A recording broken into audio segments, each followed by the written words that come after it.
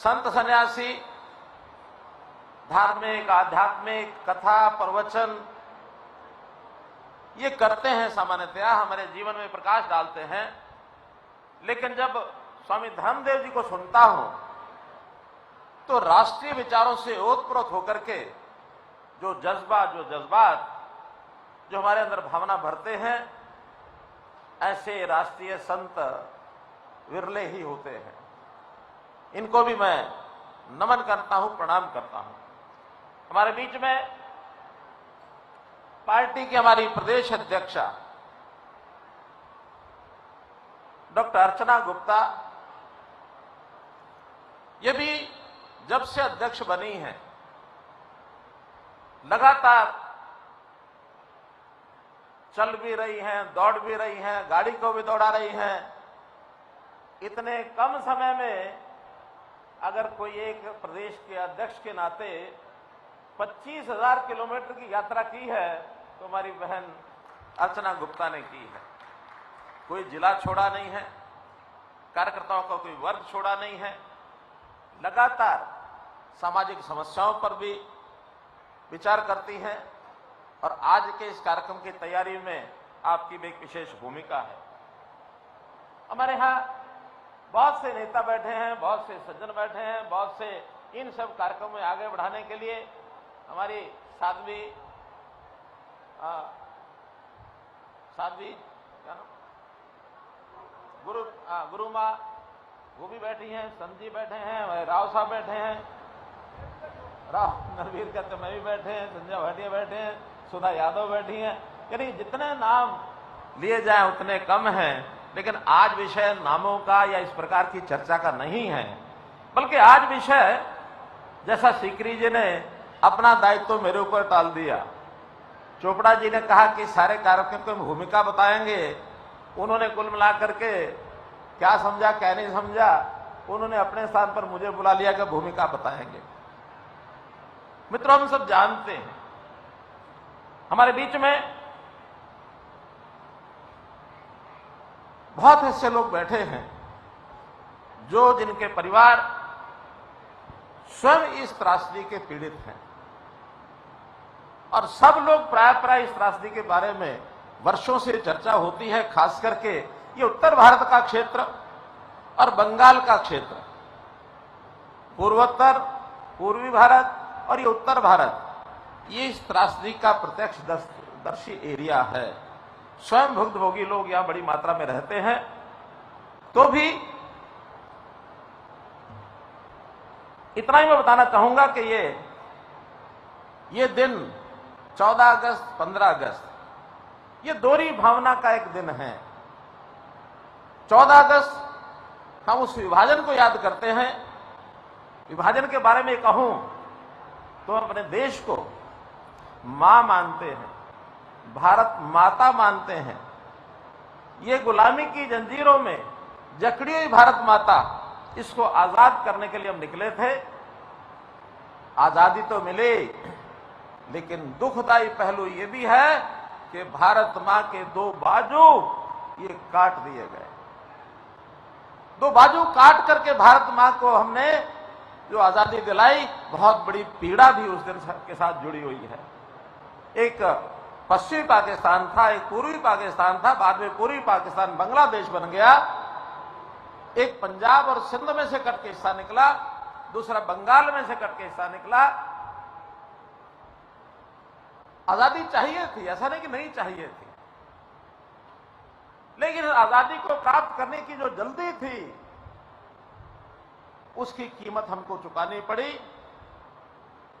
आजादी के लिए सब लोग लगे, क्रांतिकारी लगे, गरम दल, नरम दल, सब अहिंसात्मक आंदोलन चलाने वाले लोग लगे, आंदोलन करने वाले लोग लगे, जिन्होंने बलिदानियां दी। लेकिन एक वर्ग ऐसा था कि जितना जल्दी देश आजाद हो जाए उतना जल्दी हमको सत्ता का लाभ मिलेगा, सत्ता करने का मौका मिलेगा। वो सत्ता के लाभ को रोक नहीं पाए, जिसके कारण से ये पाकिस्तान की मांग स्वीकार की जाए कि न की जाए, उन्होंने इस लालच में पाकिस्तान बनने की, देश का विभाजन करने की मांग को स्वीकार किया। मैं ये नहीं कहता कि उन लोगों का भी आजादी प्राप्त करने में कोई रोल नहीं था, रहा, लेकिन रहा तो देश के टुकड़ों पर, देश के विभाजन की कीमत पर हम ये स्वीकार करें, ये उस समय ठीक नहीं था। 75 साल पहले 15 अगस्त 1947 को देश की आजादी का समाचार तो मिला, लेकिन भारत के नक्शे के ऊपर एक लकीर खींच दी गई कि ये विभाजन इधर पाकिस्तान होगा, उधर पूर्वी पाकिस्तान होगा, शेष बचा भारत होगा। इस एक लकीर ने नक्शे के ऊपर केवल कागज पर लकीर नहीं थी, लेकिन लोगों के दिल को चीरने वाली यह लकीर थी मित्रों। मैं इसलिए कह रहा हूं ये कि जैसे मैंने बताया कि बहुत से परिवार स्वयं उसके प्रत्यक्ष अनुभव करने वाले परिवारों में से हैं, मेरा स्वयं का परिवार भी उनमें से है। बचपन में दादी नानी जब हमको ये कहानियां सुनाती थी, रोंगटे खड़े हो जाते थे कि किस प्रकार से देश की आजादी की तिथि प्रस्ताव तो पारित हो गया था 17 जुलाई 1947 में, लेकिन आजादी की घोषणा की जाएगी 15 अगस्त 1947, एक महीने के बाद। इस बीच में और इस बीच के अंदर रॉडक्लिफ नाम से एक व्यक्ति का कमीशन बना, जिसके जिम्मे लगा कि देश का विभाजन कहां से होगा, उसकी लकीर खींच करके उसके जिम्मे काम लगा था। ऐसा नहीं है कि आजादी की घोषणा से पहले उसने लकीर खींची नहीं होगी, ड्राफ्ट तैयार किया होगा, सब दलों को दिखाया भी होगा, लेकिन घोषणा नहीं की। 15 अगस्त को देश आजाद हो गया, 14 अगस्त को पाकिस्तान ने आजादी की घोषणा की। अगले 2 दिन तक इन दोनों प्रदेशों के लोगों को यह पता नहीं था कि हम किस देश में रहेंगे। उससे पहले झगड़े शुरू हुए, हिंसा की कार्रवाई हुई, सब बहुत से लोगों ने अपने परिवार, अपने घर छोड़ने शुरू भी किए, लेकिन एग्जैक्ट वो कहां, यानी इंटरनेशनल लाइन कहां होगी, इसकी जानकारी 17 अगस्त को दी गई मित्रों। 2 दिन तक बहुत लाखों परिवार ऐसे थे जिनको पता नहीं कि हम इधर रहेंगे कि उधर रहेंगे, क्या बीती होगी। तो मित्रों, कहने के लिए, बताने के लिए बहुत कुछ है, और इसका जो क्रम चला है उस क्रम के लिए भी मैं आपको बताऊं कि एक बहुत बड़ा क्रम उस समय चला था कि 1908 से वास्तव में इस विभाजन की बात शुरू की गई, और बाद में अंत में आते आते 1940 में, और इसको जो है लाहौर डिक्लेरेशन के नाम से मुस्लिम लीग ने जब घोषणा की कि हमको पाकिस्तान अलग लेना है, चाहिए, उस दिन बीज बो दिया गया, और फिर अंग्रेज ने उस ओर बढ़ना शुरू किया।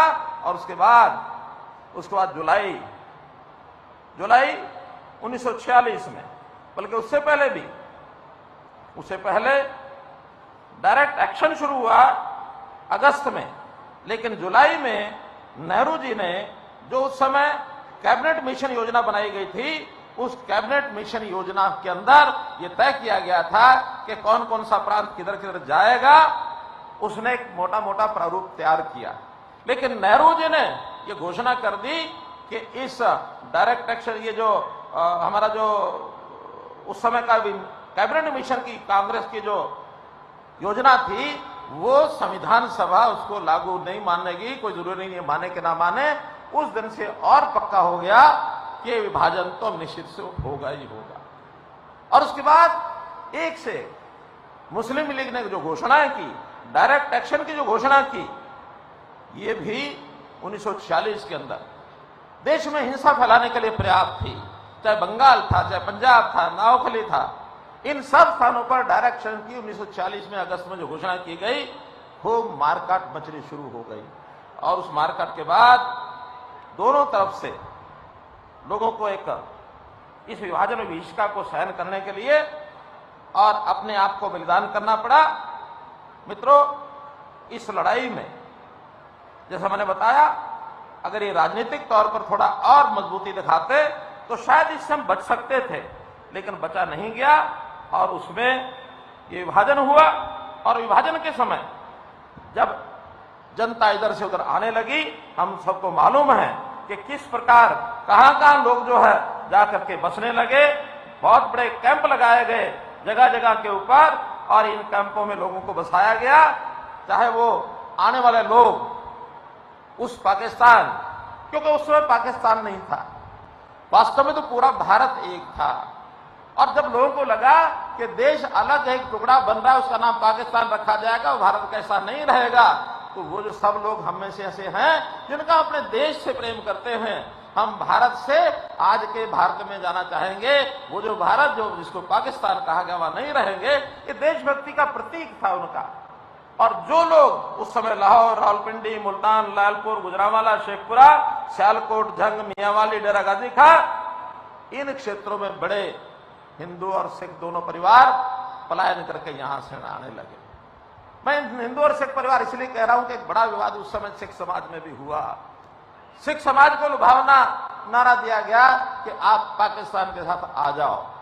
मास्टर तारासिंह जी ने विभाजन का विरोध किया, लेकिन जब विभाजन की रेखाएं खींच ली गई कि अब तो भारत और पाकिस्तान यहां बनेगा, तो वहां के सिख नेताओं ने तय किया कि हम मुस्लिम देश पाकिस्तान की दादागिरी के नीचे बिल्कुल नहीं जाएंगे।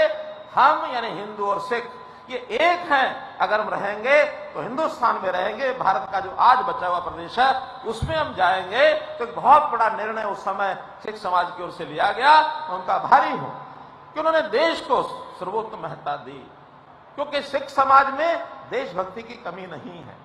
देशभक्ति से ओतप्रोत ये समाज अपने देश, मूल देश के साथ रहना, अपने देश की संस्कृति धर्म के साथ लगाव रखना, ये उन्होंने उस समय प्रदर्शन किया।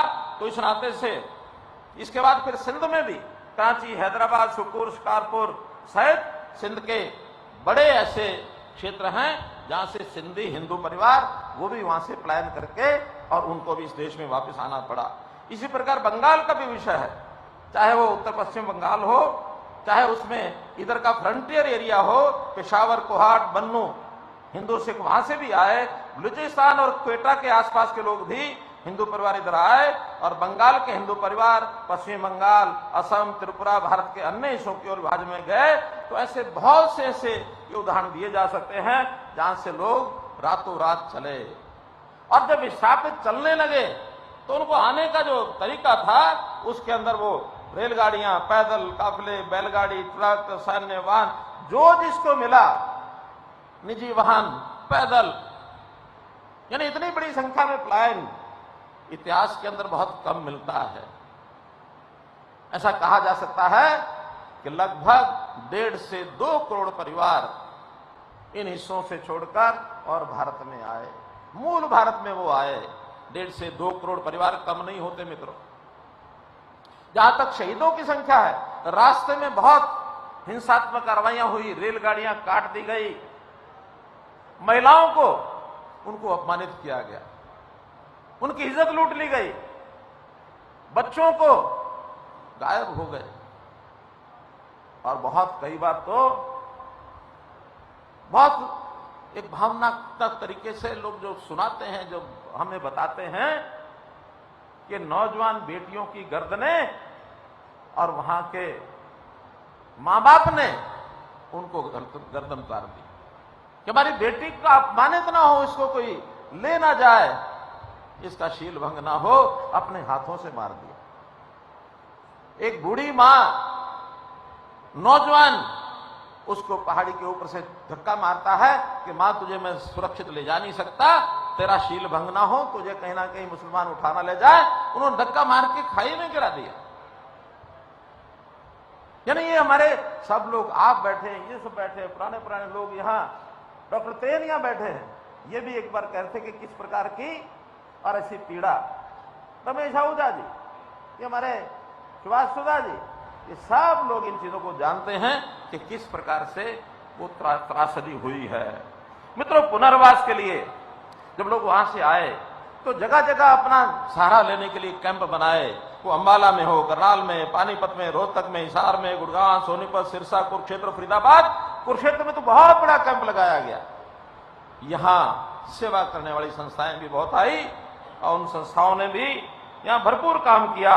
और उस संस्थाओं के अंदर यानी यहां पर अगर मैं नाम से लेना चाहूं तो उसमें राष्ट्रीय स्वयंसेवक संघ की बहुत बड़ी एक भूमिका यहां रही। आर्य समाज, सिख गुरुद्वारा समितियां, कांग्रेस सेवा दल, एनजीओ, सेना, प्रशासन, इन सब ने काम किया। और एक व्यक्ति बिल्कुल 3 कपड़ों में वहां से चल के आए, उसके पास कुछ नहीं है, परिवार का परिवार, अच्छा खाता पीता परिवार आया है, और इतनी बड़ी संख्या में, करोड़ों की संख्या में आए, तो क्या क्या नहीं चाहिए। टेम्परेरी शेल्टर भी चाहिए, उनको भोजन चाहिए, उनको दवाई चाहिए, उनको पानी चाहिए, उनको स्वच्छता चाहिए। ये सब काम इन संस्थाओं ने किए। आभारी हैं हम सब लोग इन संस्थाओं के। उस समय राष्ट्रीय स्वयंसेवक संघ के सरसंचालक गुरु गोलवलकर थे। गुरु गोलवलकर जी ने अपनी शाखाओं को संदेश दिया कि सब काम छोड़कर इन कैंपों में जाकर के जितने भी अपने भाई बंधु आए हैं, उनकी सेवा, किसी प्रकार की कमी ना आए, दिन रात एक काम किया। तो ऐसे काम करने वाले लोगों की सराहना करना यदि आवश्यक है, इन सबको सुरक्षित निकालना और शरणार्थी काफिले को उनकी सीमा तक पहुंचाना, क्योंकि आखिर अपनी सीमा में पहुंचने के बाद थोड़ी सुरक्षा हो सकती है, लेकिन जो बंटवारे में दूसरा देश बन गया, उसकी सीमा तक जब तक ये विस्थापित हैं, उनको बाहर निकालना ये बहुत बड़ा काम था। तो इसके बाद भी ऐसे परिवारों को मैं पैरों पर खड़ा करना, उनको रोजगार दिलाना, उनको छोटे मोटे उनके बच्चों को शिक्षा दिलाना, उनके परिवार वालों का इलाज कराना बहुत बड़ा काम था। एक घटना ऐसी भी आपको ध्यान कराता हूं मैं, जो हमको पूर्वजों ने बताई। एक विषय चला कि जो सारा समाज है ये लाचार समाज है, अब इनका कुछ बचा नहीं है, सब कुछ खो के आ गए हैं। तो जैसे संविधान के अंदर व्यवस्था की गई थी कि ऐसा असहाय पीड़ित कोई समाज है, सामाजिक दृष्टि से पिछड़ गया, आर्थिक दृष्टि से पिछड़ गया, तो इनको क्यों ना रिजर्वेशन दे दी जाए। एक बहुत बड़ा बहस का विषय चला। लेकिन मुझे जब ये जानकारी मिली इस विषय की, बहुत सी बहस चली, बहुत से लोग खड़े हुए, 2 स्पष्ट ग्रुप बन गए। कुछ लोगों ने कहा कि आरक्षण लेना चाहिए, लेकिन ज्यादातर अपने इस समाज के लोगों ने कहा कि नहीं, हम आरक्षण नहीं लेंगे, आरक्षण से मना कर दिया। अपने पैरों पर खड़े होंगे, स्वयं होकर के, पुरुषार्थी बन के हम अपनी अर्थव्यवस्था को ठीक करेंगे। और आज खुशी है ये बात बताते हुए, ये जो पश्चिम पंजाब से आया हुआ समाज, बंगाल से आया हुआ समाज जो भारतवर्ष में आया, अपने पैरों पर खड़े होकर इन्होंने न केवल अपने आप को संभाला, बल्कि समाज में एक कैसे आर्थिक स्थिति बढ़िया की जा सकती है, चाहे उद्योग हो, चाहे ट्रेड हो, चाहे कुछ भी हो, उसमें आगे बढ़ करके अनुभव का लाभ लेते हुए और एक अच्छी दिशा में आगे बढ़े। फरीदाबाद देखते हैं हम, यमुनानगर देखते हैं, किस प्रकार से उद्योग सरकार ने सहायता की, लेकिन उद्योग में कैसे लोग हमारे खड़े हुए। एनआईटी 1, 2, 3, 4, 5 जो बना वहां, वो केवल ऐसे ऐसे छोटे छोटे उद्योग के लिए उन लोगों को बसाया गया। आज कितने ही आगे बढ़ने के रास्ते हमारे बने हैं। मित्रों, कहने के लिए बहुत कुछ है, लेकिन मैं अंत में इतना कहूंगा कि आज आखिर हम ये क्यों मना रहे हैं। विभाजन विष का द्वेष मनाने का भी एक कोई ना कोई जरूर इसके पीछे का विषय हमारे राष्ट्रीय नेतृत्व के मन में रहा होगा। प्रधानमंत्री जी ने स्वयं घोषणा की 2021 में लाल किला से कि हम आने वाले इस वर्षों में अब 14 अगस्त को विभाजन विभीषिका दिवस इस रूप में इसको जानेंगे, इसका स्मरण कराएंगे। अब इसका कारण है, कारण यह है कि आखिर तो जो पीढ़ी स्वयं भूतभोगी है वो पीढ़ी प्राय नहीं है, क्योंकि इस घटना को आज 82 साल हो गए हैं। उस समय जो 10 साल का रहा होगा उसी को अनुभव थोड़ा बहुत होगा, छोटे बच्चों को तो अनुभव नहीं होता। उनकी उम्र 92 साल हो गई होगी, तो इतनी बड़ी आयु के लोग बहुत कम बचे हैं। लेकिन नई पीढ़ी, हमारा युवा वर्ग, इसको भी प्रेरणा मिलनी चाहिए, और इस प्रेरणा को इस नाते से कि देश के लिए मरना जीना मिटना ये हमारा काम है। ये जो विभाजन हुआ इसका इतिहास उनको पता लगना चाहिए, ताकि आगे इस प्रकार की बात न कभी आए। दुनिया में हम देखते हैं, हमारे देश में ऐसा प्लान हुआ या ऐसा इस प्रकार की पीड़ा हुई, ऐसा नहीं है। दुनिया के बहुत से ऐसे देश हैं जहां इस प्रकार की घटनाएं बहुत पहले भी हुई हैं। उन घटनाओं में जैसा हम देखते हैं, अभी पिछले दिनों में यूक्रेन के अंदर हुआ, वहां भी लोग जो है बहुत से अपने घर छोड़ करके चले गए। जर्मन यूरोप 1941-45 यानी जब द्वितीय विश्व युद्ध हुआ, उसके अंदर भी इस प्रकार की दुनिया की बहुत बड़ी घटना हुई, शहीद हुए, विस्थापित हुए, और उसका तो एक हॉलोकास्ट बहुत बड़ा, ऐसा कहते हैं 70 लाख लोग उसमें जो मारे गए थे, तो ऐसा बड़ा एक हॉलोकास्ट बना हुआ है। तो वो भी आज दुनिया को याद कराता है कि इस प्रकार की जो भीषण घटनाएं होती हैं, उन घटनाओं को नई पीढ़ी को बताना ये बहुत जरूरी है, और इसलिए ही इन घटनाओं को याद कराना एक काम है, और इसलिए ये विभाजन विभीषण का दिवस मनाया जा रहा है। और मैं आज युवा पीढ़ी को जरूर कहूंगा कि हम इन घटनाओं से जरूर अपने मन में विचार करें कि आखिर तो इतिहास इतिहास होता है, और हमें ये सब चीजें अपने परिवारों में बतानी चाहिए, अपने घरों में बतानी चाहिए। देश के प्रति हमारे मन में एक लगाव आना चाहिए। हम जो आज जिस जैन जी की बात करते हैं, इस जैन जी को राष्ट्रीय विचार से ओत-प्रोत करना, ये हमारी इस प्रकार की घटनाओं के माध्यम से जरूर एक विषय आएगा कि हम जो है इस देश के अंदर आगे बढ़ना चाह रहे हैं। आज क्योंकि मेरे मन में था कि मुख्यमंत्री हमारे हरियाणा प्रदेश के मंच पर रहेंगे, लेकिन मैं आपको जानकारी देना चाहता हूं, उनका थोड़ी देर पहले फोन आया है कि आज मौसम खराब होने के कारण से और वो हेलीकॉप्टर उनका उड़ नहीं पा रहा है, बाई रोड आना यहाँ उस समय तक संभव नहीं था।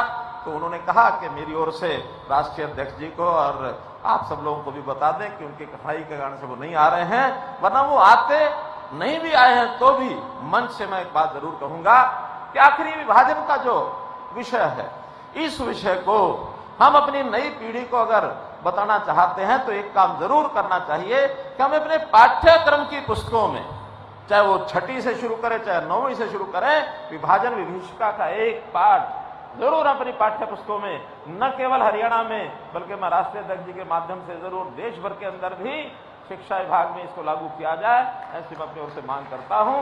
तो मेरे मित्रों, ये विषय बहुत लंबा है, इस थोड़े समय में इतना ज्यादा इसमें बताना संभव नहीं है, फिर भी आपके सामने जितना एक भूमिका के रूप में मुझे विषय रखना था मैंने आपके सामने रखा है।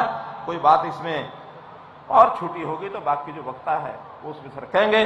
बहुत बहुत धन्यवाद, बहुत बहुत आभार। बहुत बहुत आभार माननीय केंद्रीय मंत्री।